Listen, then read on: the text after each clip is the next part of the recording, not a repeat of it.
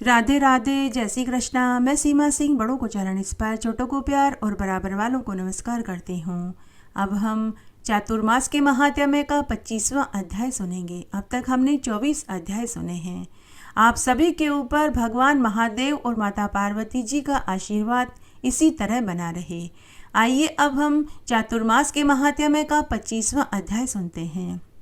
पार्वती जी ने भगवान शंकर से कहा कि हे भगवान, इस द्वादशा अक्षर महामंत्र का महात्म्य वर्षों के अनुसार जो फल देने वाला है और जैसे मैं कर सकूं वैसे विस्तार पूर्वक मुझे बताइए, मैं सुनना चाहती हूँ। तब महादेव जी माता पार्वती जी से बोले कि हे देवी, ब्राह्मण, क्षत्रिय और वैश्य का द्विजातियों को ओंकार सहित जपने का अधिकार है और स्त्री तथा शूद्रों को बिना ओंकार के जपने का हक है तथा और जातियों को केवल राम नाम का द्वादशा अक्षर जपना चाहिए। पुराणों और युक्तियों का यही निचोड़ है कि चातुर्मास में ओंकार सहित पूरा मंत्र का जाप करें। सब वर्गों में तथा जातियों का यही नियम है। जो मनुष्य नियम रहित जाप करता है, भगवान उस पर अप्रसन्न होकर उसे नरक का दुख देते हैं। पार्वती जी कहने लगी कि हे भगवान, उन जगदीश का विधाता रूप में भजन करती हूँ, परंतु इनका रूप तो वाणी से कहा भी नहीं जा सकता, फिर कैसे जाना जाए। तब ईश्वर बोले कि हे सुंदरी, तुम्हें तो प्रणव के जपने का अधिकार ही नहीं है, तुम्हें तो नमो भगवते वासुदेवाय जपना चाहिए। तब पार्वती जी बोली कि हे ईश्वर, ऐसा कोई उपाय है जिससे मैं प्रणवा अक्षर सहित महामंत्र का जाप कर सकूं। तब शंकर भगवान बोले कि यह प्रणवा अक्षर सब देवों का आदि रूप है। इसमें अपनी अपनी पत्नियों सहित ब्रह्मा आदि सभी देवता निवास करते हैं। इसी में सब प्राणों तथा तीर्थ निवास करते हैं तथा मोक्षदायी यही व्रत है। हे शुभानने, जब चातुर्मास में हरि की प्रसन्नता के लिए तप करोगी, तब इसके धारण करने योग्य हो सकोगी। तप से ही कामनाएं सिद्ध होती है तथा बड़ा फल प्राप्त होता है।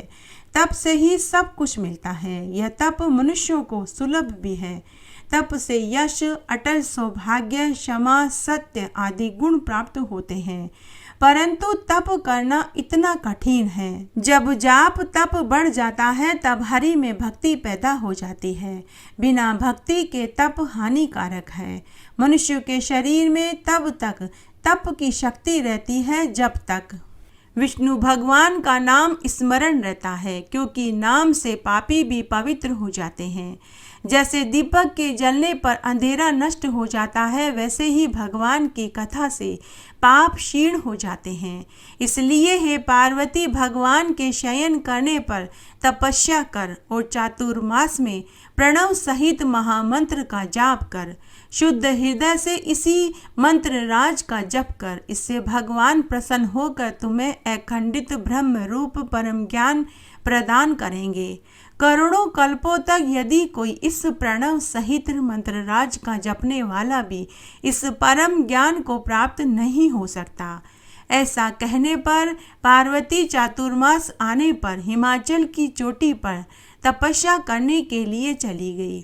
वह ब्रह्मचार्य से केवल 3 वस्त्र पहनकर जैसे भगवान शंकर को प्राप्त करने के लिए तपस्या करी थी, वैसे ही प्रातः, मध्याह्न, सायकाल हरि का ध्यान करने लगी। यह विशाल नेत्रा पार्वती क्षमा आदि गुण वाली सखियों सहित हिमाचल की चोटी पर तपस्या करने लगी। गालव ऋषि पेजवन से आगे बोले कि हे पेजवन, जिसे योगेश्वरी कहते हैं और जो संसार में वंदना करी जाती है, जो विश्व जननी कहलाती है, वही कामना के लिए तपस्या कर रही है। जो सतो गुण रूप है और करोड़ों बिजली के समान प्रभावशाली है, जो गुणों से भी दूर तथा रजोगुण रहित है, वही पार्वती सबसे वंदना करने योग्य तप कर रही है। जो 5 तत्वों का रूप है, वही मूल प्रकृति उत्तम तप करने में लगी है। जो पार्वती समस्त जड़ चेतन में व्याप्त है, जिसकी सत्ता प्रकृति से पहले भी थी, वही इच्छित पदार्थ प्रदान करने वाली विष्णु के शयन करने पर तपस्या से शुद्धि को प्राप्त हो गई। आइए चातुर्मास में सुनी जाने वाली हम कुछ पौराणिक छोटी छोटी कथाएं सुनते हैं। शकुनी गांधार का राजकुमार था। उसके 100 भाई और एक बहन गांधारी थी। गांधार के राजा सुबल ने अपनी पुत्री गांधारी का विवाह धृतराष्ट्र से करा दिया। जब शकुनी को पता चला कि उसकी बहन का विवाह एक अंधे राजकुमार के साथ हो गया है, तो वह महामहिम भीष्म पर बहुत क्रोधित हुआ, क्योंकि भीष्म ही राजा सुबल के पास विवाह का प्रस्ताव लेकर आए थे। राजा सुबल भीष्म के प्रस्ताव को अस्वीकार नहीं कर सकते थे, क्योंकि भीष्म उस समय के शक्तिशाली राज्यों में से एक हस्तिनापुर सर्वा था। गांधारी की ज्योतिष पत्री से पता चला कि उसकी किस्मत में उसका पहला पति मर जाएगा। ज्योतिषियों के बताए अनुसार एक बकरे की व्यवस्था की गई और राजकुमारी गांधारी का विवाह उस बकरे से किया गया। फिर पुरोहित ने उस बकरे को मारकर एक समारोह में प्रदर्शित किया। कुछ वर्षों के बाद गांधारी का विवाह हस्तिनापुर के राजकुमार धृतराष्ट्र से हो गया। विवाह के कुछ वर्षों के बाद जब धृतराष्ट्र को इस बात का पता चला, तो वह बहुत दुखी हुआ कि उनका विवाह एक विधवा महिला से हुआ है। तब धृतराष्ट्र ने क्रोधित होकर राजा सुबल और उसके 100 पुत्रों को बंदी बना लिया। राजा सुबल और उनके 100 पुत्रों को धृतराष्ट्र ने अंधेरे कारावास में रखा दिया। उन्हें हर दिन केवल एक मुट्ठी चावल का भोजन ही दिया जाता था। धीरे धीरे राजा सुबल के सभी पुत्र मरने लगे। राजा ने रोते हुए धृतराष्ट्र को शाप दिया कि हे धृतराष्ट्र, एक दिन तुम भी अपने पुत्रों को खोने का दुख महसूस करोगे। तुम्हारे पुत्र तुम्हारी आंखों के सामने मृत्यु के मुंह में समा जाएंगे और तुम उन्हें बचाने में असमर्थ होगे। गांधार के राजकुमारों ने आपस में फैसला किया कि वे सभी अपने अपने हिस्से में से थोड़ा थोड़ा हिस्सा सबसे युवा राजकुमार को देंगे, ताकि उनमें से कम एक जीवित रहे और वह बड़ा होकर धृतराष्ट्र से अपनी इस क्रूरता का बदला ले सके। इस प्रकार उन राजकुमारों में से सबसे छोटा शकुनी सारे चावल खाने लगा। इससे वह जीवित रहा, जबकि उसके सभी भाई और पिता धीरे धीरे भूख से मृत्यु को प्राप्त हो गए। अपनी मृत्यु से पहले राजा सुबल ने शकुनी से कहा कि हे पुत्र, तुम अपने पिता और अपने भाइयों की मौत का बदला जरूर लेना। इसके लिए तुम मेरी जांघ की हड्डी में से एक पासा बनाना। वह पासा हमेशा ही तुम्हारे आदेश का पालन करेगा। वह तुम्हें पासे के खेल में कभी हारने नहीं देगा। तुम धृतराष्ट्र को उससे भी ज्यादा दर्द देना, जितना कि उसने हमें और तेरे भाइयों को दिया है। मेरा आशीर्वाद हमेशा तुम्हारे साथ रहेगा। उसके कुछ समय के बाद राजा सुबल की मृत्यु हो गई। तब शकुनी ने प्रतिज्ञा करी कि वह वही करेगा जैसे कि उसके पिता ने उससे करने के लिए कहा है। जब शकुनी को कारावास से बाहर निकाला गया, तब वह दुर्योधन और गांधारी के साथ रहने लगा। तब शकुनी ने दुर्योधन से मित्रतावश व्यवहार करके उसके मन में पांडवों के प्रति जहर घोलना शुरू कर दिया। यह शकुनी का वही जादुई पासा था जिसने दूत सभा में पांडवों को अपना सब कुछ खोकर 13 साल के लिए वनवास जाने पर मजबूर कर दिया। दुर्योधन ने अपने मामा शकुनी पर विश्वास करना शुरू कर दिया और बहुत कम उम्र में ही वह पांडवों को नापसंद करने लगा। इसलिए जब कुरुक्षेत्र में महान युद्ध लड़ा गया, तो उसके होने से शकुनी ने एक महत्वपूर्ण भूमिका निभाई थी। वह अपनी योजना में सफल हो गया था। जब दुर्योधन सहित सारे कौरव अपने अपने समर्थकों के साथ युद्ध में मारे गए थे। एक अन्य कथा के अनुसार कुरुक्षेत्र का महान युद्ध खत्म हो चुका था। श्री कृष्ण युद्ध के मैदान में चले गए, जहां महिलाएं बैठकर अपने मृत पति, पिता और पुत्रों के लिए रो रो कर करुण रुदन कर रही थी, जबकि गांधारी अपने 100 पुत्रों को खोने के बाद भी उन सभी दुखी महिलाओं को शांत कराने की कोशिश कर रही थी।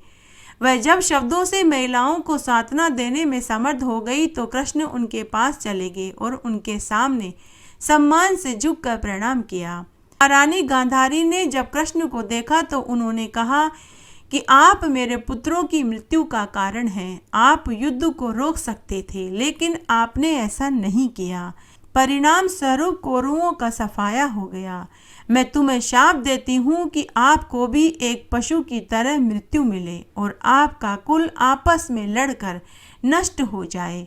श्री कृष्ण यह सुनकर धीरे धीरे मुस्कुराने लगे और बोले कि हे माँ, आपने मुझे एक बोझ से राहत दे दी। मेरे कुल को उनके अलावा इस संसार में और कोई नष्ट नहीं कर सकता था। कुछ समय से वे बहुत पापी और लालची हो गए हैं, इसलिए आपने मेरी समस्या का हल निकाल दिया कि वे आपस में लड़कर ही एक दूसरे को मार डालेंगे। रहा मेरी मृत्यु का प्रश्न, तो मैं आपके शाप को आपके आशीर्वाद के रूप में स्वीकार करता हूँ। दुख से दुखी होकर गांधारी ने जब श्री कृष्ण की बात सुनी तो वह शांत हो गई, क्योंकि उसके सभी पुत्र युद्ध भूमि में मृत पड़े थे। उनके शाप का प्रभाव जल्दी ही तब देखने को मिला जब द्वारिका में ऋषि विश्वामित्र, कर्णव और नारद पधारे। तब युवा वृषणों के एक समूह ने एक युवक को एक औरत का रूप बनाकर उसकी पोशाक में एक गदा छुपाकर मुनियों के सामने ले गए। उन युवकों ने ऋषियों को घेर कर पूछा कि यह औरत माँ बनने वाली है। कृपया करके आप हमें बताइए कि होने वाला बच्चा लड़का होगा या लड़की। वे सभी संत जल्दी ही समझ गए कि यह इन उद्दंडों की शरारत है। उन्हें लगा कि वह उनको अपमानित कर रहे हैं, इसलिए उन मुनियों ने शाप दिया कि इस युवक ने अपनी पोशाक में जिस वस्तु को छिपा रखा है वही वस्तु इसके कुल के नाश का कारण बनेगी। जब बलराम को इस बारे में पता चला तो उन्होंने जल्दी से उस गदा को लिया और उसका चूर्ण बनाकर समुद्र में फेंक दिया। जब वे गदा को तोड़ रहे थे तो उसमें से एक लोहे का टुकड़ा समुद्र में गिर गया। उसके बाद एक दिन कुछ वैष्णव समुद्र तट पर घूमने के लिए चले गए। वहां उनकी आपस में लड़ाई हो गई। उन्होंने समुद्र के किनारे उगने वाली समुद्री शैवाल में से कुछ समुद्री शैवालों को उखाड़कर लड़ना शुरू कर दिया। वह समुद्री शैवाल गदा के पाउडर से बनी हुई थी, इसलिए उनके पत्ते लंबे और तेज धारदार थे। जल्दी ही उससे कई वृषण मर गए और कुल का अंत हो गया। बलराम ने अपने विश्वस्त लोगों को खो दिया। इसका उन्हें महान दुख हुआ और वे सहन नहीं कर पाए। वे समुद्र के किनारे ही अपने शरीर को नष्ट करने के लिए चले गए। यह भी कहा जाता है कि उन्होंने 5 सिर वाले एक बड़े काले सांप में खुद को बदल दिया और खुद ही समुद्र में जाकर डूब गए। श्री बलराम भगवान विष्णु अवतार श्री कृष्ण के विश्वस्त अनुयायी शेषनाग का अवतार थे। श्री कृष्ण भी अपने लोगों और अपने भाई का विछोह सहन नहीं कर सके। वे वन में चले गए और एक पेड़ पर जाकर बैठ गए। दुख में डूबे हुए श्री कृष्ण एक पेड़ की शाखा पर बैठे हुए थे कि तभी एक शिकारी ने उन्हें पक्षी समझकर तीर चला दिया। वह तीर श्री कृष्ण भगवान के पांव में लगा, उससे उनके घाव हो गया। उसी से श्री कृष्ण की मृत्यु हो गई। श्री बलराम ने गदा के जिन टुकड़ों को दूर फेंक दिया था, उस शिकारी ने अपने तीर की नोक को उन्हीं टुकड़ों में से एक टुकड़े से बनाया था। इस तरह गांधारी और ऋषियों का शाप सच हो गया। इस प्रकार भगवान श्री कृष्ण का जीवन समाप्त हो गया और वे वापस अपने परम धाम को वैकुंठ में चले गए। आइए चातुर्मास में सुनी जाने वाली एक अन्य पौराणिक कथा सुनते हैं। एक बार भगवान इंद्र की सहायता से अष्टवसु यानी कि 8 देवताओं ने दिव्य गाय कामधेनु को चुराने का षड्यंत्र रचा, लेकिन उन सभी को महर्षि वशिष्ठ ने पकड़ लिया और उन्हें मनुष्य के रूप में धरती पर जन्म लेने का शाप दे दिया।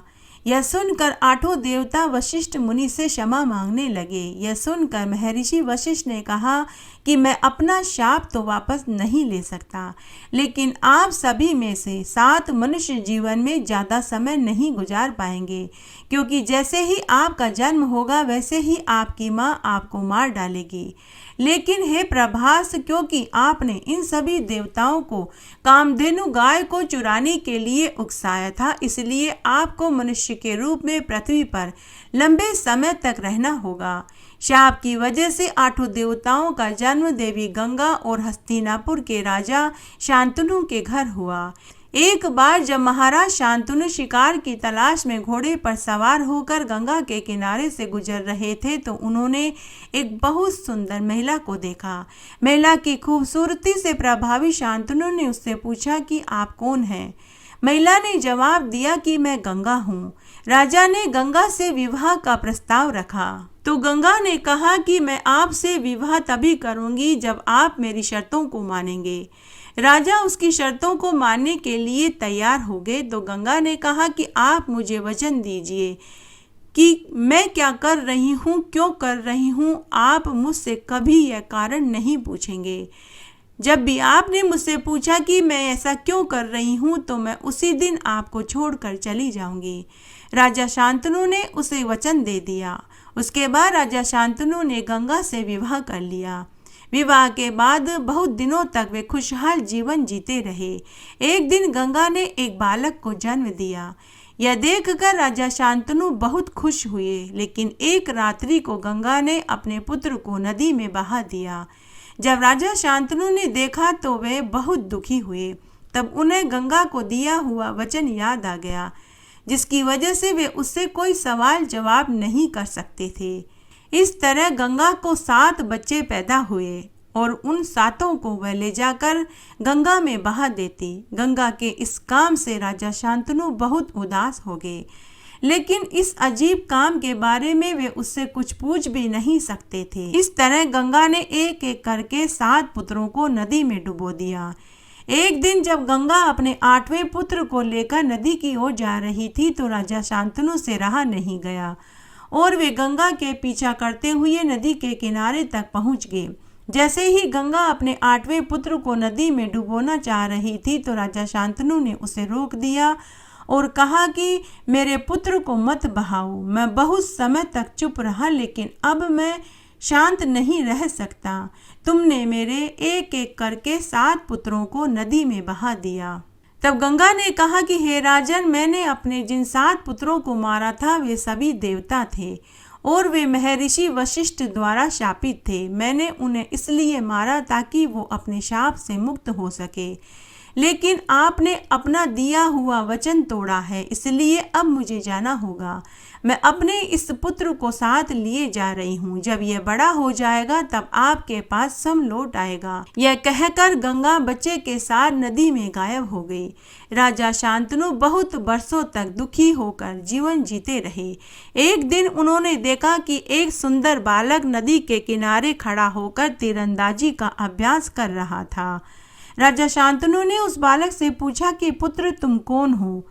तो बालक ने जवाब दिया कि मैं गंगा पुत्र हूँ। राजा शांतनु उसे लेकर अपने महल में लौट आए और उन्होंने अपने पुत्र का नाम देवव्रत रखा। देवव्रत को वे अच्छी शिक्षा दीक्षा देने लगे। महर्षि वशिष्ठ ने उन्हें वेद का ज्ञान दिया। गुरु शुक्राचार्य और बृहस्पति जी ने उन्हें राजनीति सिखाई। वहीं परशुराम ने उन्हें तीरंदाजी सिखाई। एक दिन राजा शांतनु जब यमुना नदी के किनारे घूम रहे थे तो उन्होंने एक सुंदर युवती को देखा। युवती का नाम सत्यवती था। वह एक मछुआरे की बेटी थी। जब राजा शांतनु मछुआरे की बेटी के पास गए, उसके बाद राजा शांतनु ने सत्यवती से विवाह का प्रस्ताव रखा तो सत्यवती ने कहा कि आपको इसके लिए मेरे पिता से अनुमति लेनी होगी।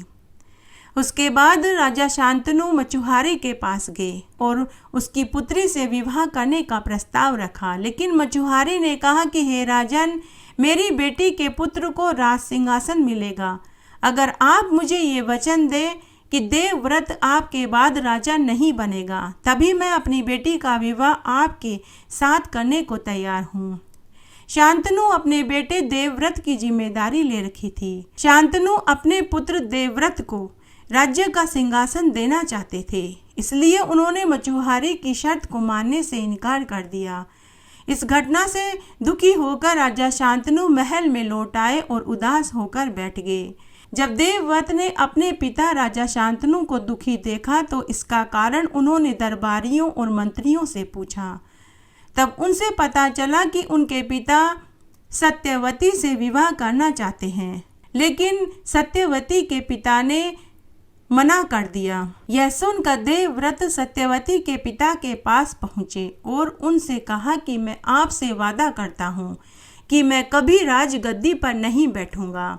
सत्यवती के बच्चे ही राजगद्दी के वारिस होंगे और शासन करेंगे।